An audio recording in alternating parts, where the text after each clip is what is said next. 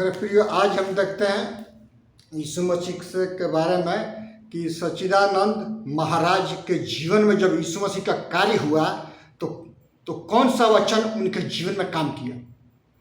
यूहन्ना रचित सुसमाचार उसका पहला अध्याय और एक पद में हम पढ़ते हैं कि आदि में वचन था, वचन परमेश्वर के साथ था और वचन परमेश्वर था। आदि से लेकर के अब तक परमेश्वर हमारे साथ है।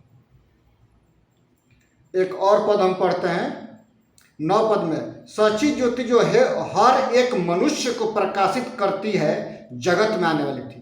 जगत उसमें था और जगत उसके द्वारा उत्पन्न हुआ और जगत ने उसे नहीं पहचाना। कौन? जगत ने उसको नहीं पहचाना। वह अपने घर आया और उसके अपनों ने उसे ग्रहण नहीं किया, और जितनों ने उसे ग्रहण किया उन्हें परमेश्वर की संतान होने का अधिकार दिया, अर्थात उन्हें जो उसके नाम पर विश्वास करते हैं। महाराज सच्चिदानंद जी जब उनके जीवन में परमेश्वर काम किया तो वो सब कुछ छोड़ करके, वे ब्राह्मण पंडित है, माना जाना पंडित है, और सब कुछ छोड़ करके और यीशु मसीह को अपनाए।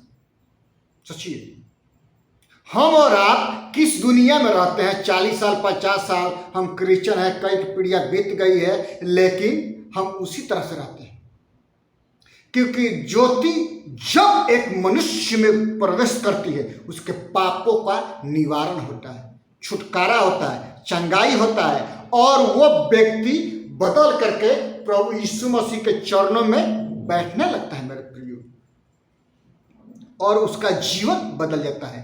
ऐसा पूरे ब्रह्मांड में, पूरे पृथ्वी पर ऐसा कोई बुक नहीं है जो जीवन को बदलने वाली हो, जो आपके सोच को बदल दे।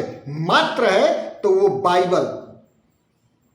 देखो मैं अनंत काल का जीवन लाया, बाइबल का मूल अर्थ यह है। देखो मैं अनंत काल का जीवन लाया। सोचिए, यीशु मसीह कहता है कि मैं अनंत काल का जीवन देने के लिए आया हूं। महाराज सच्चिदानंद का 1.5 मिनट का मूवी है, उसमें हम देखते हैं, आप भी देख लीजिएगा। अभी कुछ देर पहले मध्य प्रदेश के अंदर गया, आदिवासी क्षेत्र के अंदर गया, वहां क्रिश्चियन लोगों ने 13 परिवारों को हिंदू से क्रिश्चियन बना दिया। मुझे जब वेदना हुई, मैं उन लोगों के पास में गया, उनकी पूरी फौज एकत्रित थी, बहुत सारे हिंदूवादी संगठन भी वहां मौजूद थे। और जब मैं पहुंचा, मैंने पूछा, भाई क्या बात, क्या दिक्कत हो गई? आपको कृष्ण अच्छे नहीं लगे?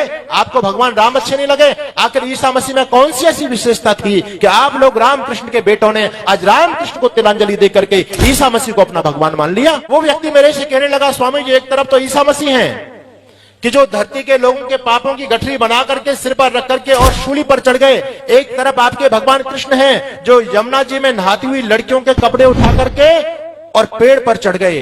आप मुझे बताइए ईमानदारी से, ईसा मसीह अच्छे या आपके कृष्ण अच्छे? वहां बहुत सारे तिलक लगाने वाले लोग बैठे थे। मैंने उनकी तरफ संकेत किया कि उनके प्रश्न का जवाब दीजिए। सबको पसीने आ गए। मेरी माताओं, कोई उस पादरी के प्रश्न का जवाब दे कैसे? अरे हमने ही तो कृष्ण को कलंकित किया है। आज उस पादरी की क्या औकात थी जो भगवान कृष्ण पर यह आक्षेप लगा देता? ये आक्षेप किसने लगाए?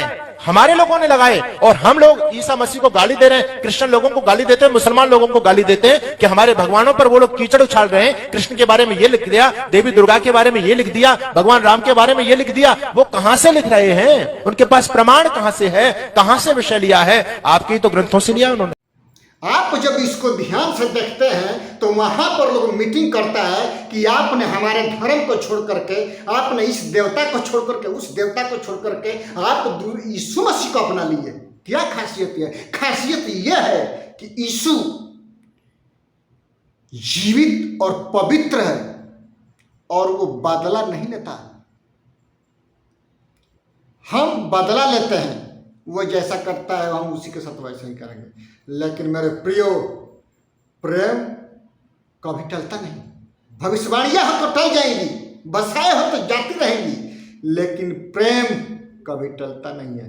आशा, विश्वास और प्रेम, इन तीनों में से बढ़कर सबसे महत्वपूर्ण प्रेम को दिया गया है। यदि आप यीशु से प्रेम करते हैं और उसके चरणों में बैठते हैं और वो प्रभु यीशु का वचन जब आप पर प्रकाशित होता है तो आप मेरे प्रियो बदल जाते हैं।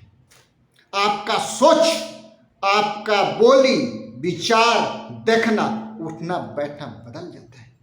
जिस प्रकार से दूसरा राजा में हम पढ़ते हैं 6 में कि जब एलीशा सुनेम से चला तो सुनेम के लेडी से अपने स्वामी से बोलते हैं कि ये जी हम इसके लिए उपरौटी छत पर कोठरी बनाएंगे कि अब ये जैसे आया जाया करेगा और यहाँ पर ठहरा करेगा। सुनेम, क्योंकि वहां पर हम देखते हैं कि परमेश्वर के दास के माथे पर यह नहीं लिखा है कि ये परमेश्वर का दास है, लेकिन उसका चलना, उठना, बैठना ही जाना कि ये परमेश्वर का दास है। उसी प्रकार से महाराज सचिनानंद के बारे में हम पढ़ते हैं कि जब यीशु मसीह को अपनाए उनका जीवन बदल गया, उनका परिवार, उनका पूरा सब कुछ बदला। क्यों? क्योंकि वो सच्चे परमेश्वर को माने, वो है यीशु मसीह। लोग झट से बोलते हैं सब एक है, सब एक नहीं है। सब एक होता तो दंगा फसाद नहीं होता, ऊंच नीच का भेदभाव नहीं होता। मेरे प्रियो, इन सारे घटनाओं से प्रभु आपको आशीष करे। आमीन।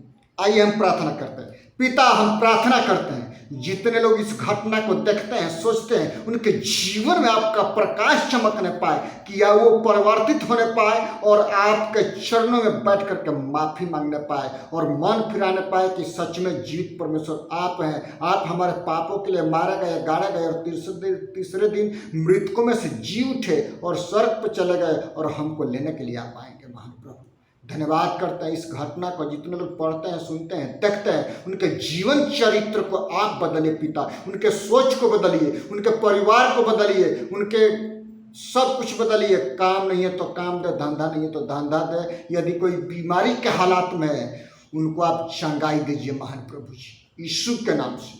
आमीन। प्रभु आप सबको आशीष करें।